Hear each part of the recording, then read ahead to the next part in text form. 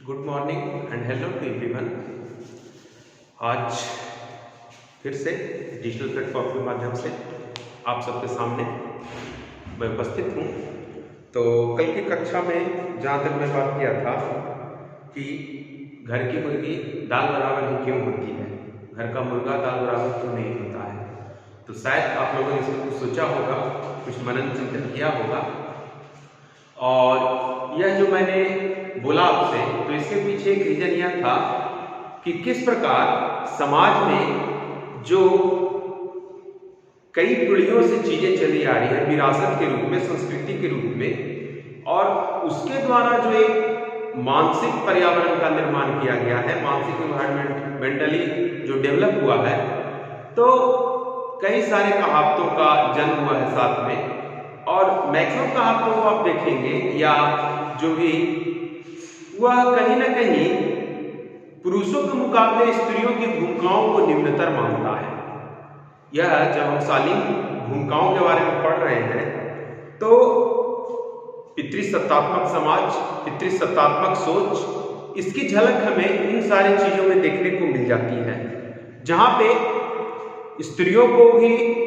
एक दर्जा तो दिया गया है, एक स्थान तो दिया गया है, लेकिन जब हायरार्की की बात आती है, जब कैटेगराइजेशन की बात होती है, तो इसमें कहीं ना कहीं पुरुषों का जो स्थान है और स्त्रियों का स्थान है वही सूत्र में होता है, अर्थात पुरुषों का ऊपर और स्त्रियों का नीचे। जबकि समानता की जो भावना है, समता की जो भावना है, वह बात करता है पैरेलल होने का, एक समान स्तर पे। तो शालीन भूमिकाओं के प्रकार के बारे में जब हम पढ़ रहे हैं, अपने समाज के बारे में जान रहे हैं, तो कई सारे सामाजिक पहलुओं के बारे में हमें इसके साथ साथ जानकारी मिलती जा रही है। तो इस पर मैंने आपसे कुछ बातें की और आज मैं आपसे जो डिस्कस करने वाला हूं, तो आप देख रहे होंगे शालीन भूमिका के प्रकार के बारे में, टाइप्स ऑफ जेंडर रोल्स। तो इसके बारे में मोजर नाम के चिंतक हैं या स्कॉलर कहिए, उन्होंने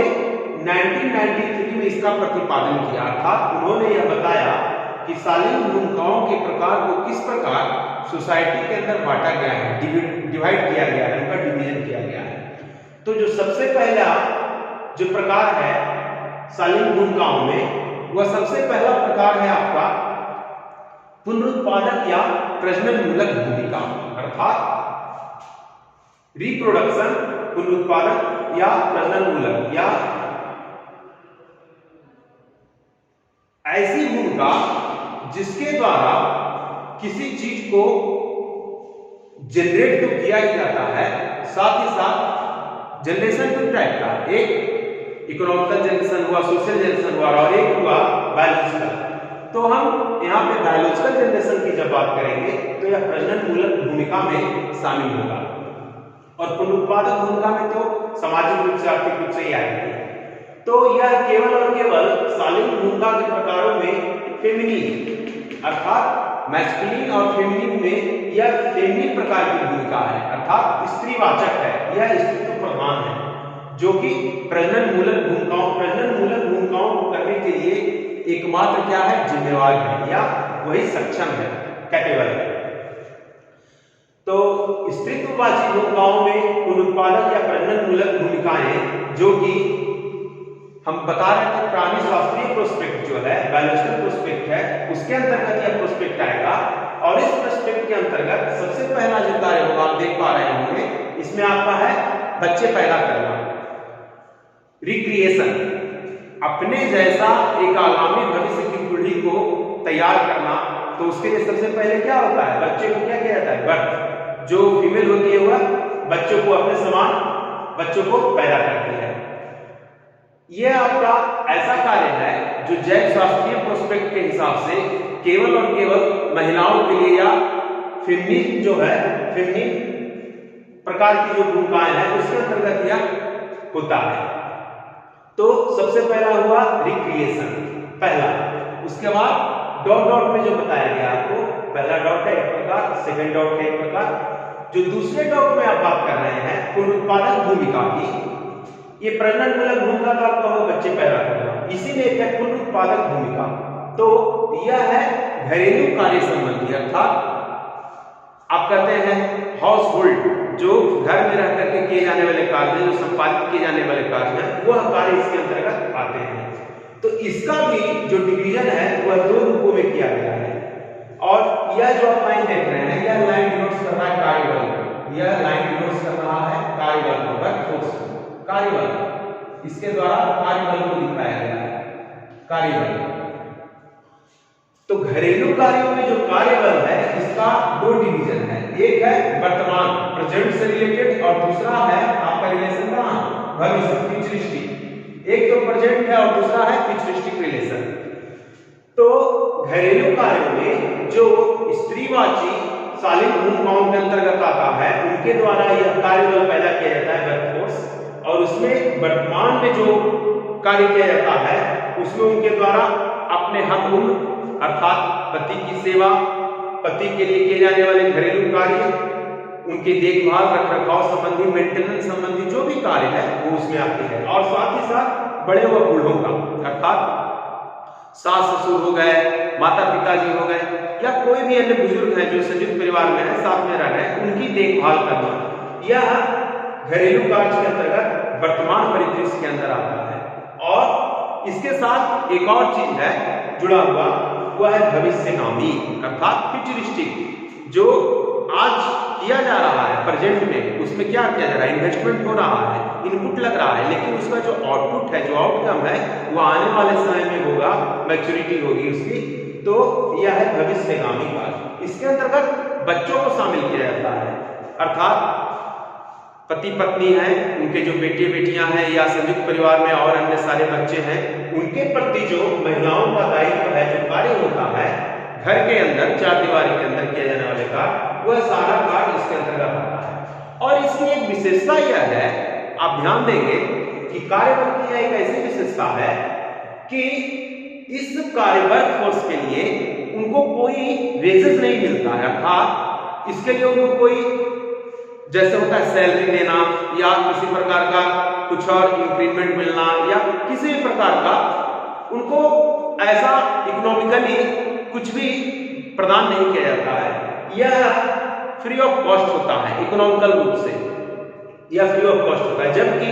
कार्यबल क्या होता है, कार्यबल उस बल को बोला जाता है जिसमें आप कार्य करते हैं और संसाधनों को जनरेट करते हैं, या संसाधन निर्मित होता है, तो उसके बदले में आपको क्या दिया जाता है, मजदूरी दिया जाता है, बिजनेस मिलता है।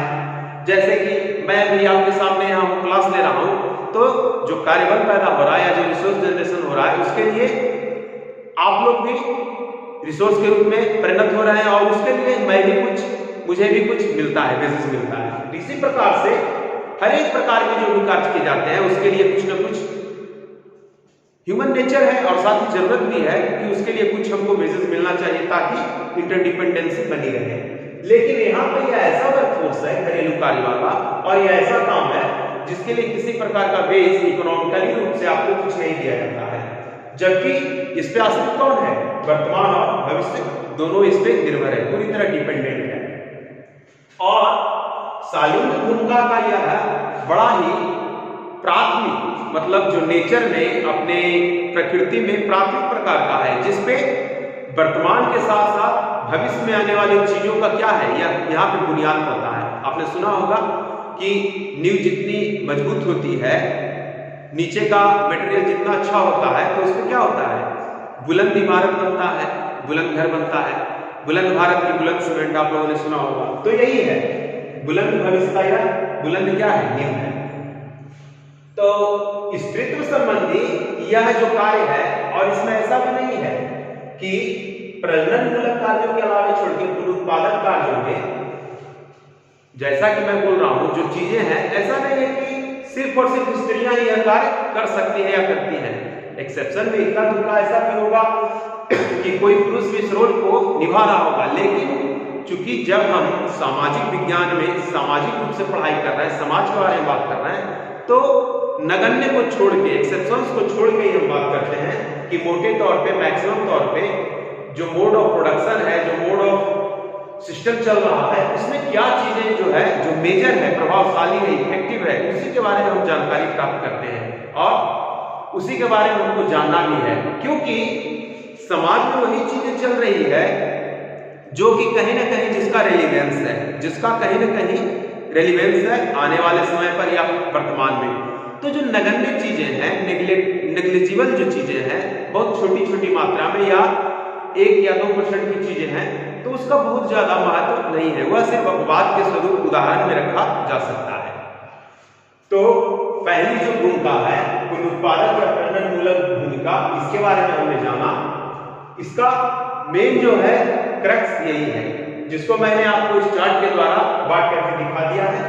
और इसको आप समझने का प्रयास करेंगे कि यह भूमिकाएं किस प्रकार कार्य करती है, ताकि मैं फिर से नेक्स्ट क्लास में जब मैं आऊंगा तो अगली भूमिकाओं के बारे में आपसे मैं डिटेल में बात करूंगा। और आज की जो कुछ बातें हैं, तो वीडियो जब अपलोड होगा आपके पास पहुंचेगा तो आप लोग उसको देखेंगे, समझेंगे, और अगर आपके मन में कुछ डाउट्स होगा, कुछ क्वेश्चंस होगा, क्वेरीज होगी, तो आप निसंकोच कमेंट सेक्शन में जाके कमेंट्स देंगे, क्वेश्चंस पूछेंगे, जिसका मैं इंतजार करूंगा। तब तक के लिए आप लोग स्वस्थ रहें, सुरक्षित रहें, और फिर से एक बार ओवर एंड आउट।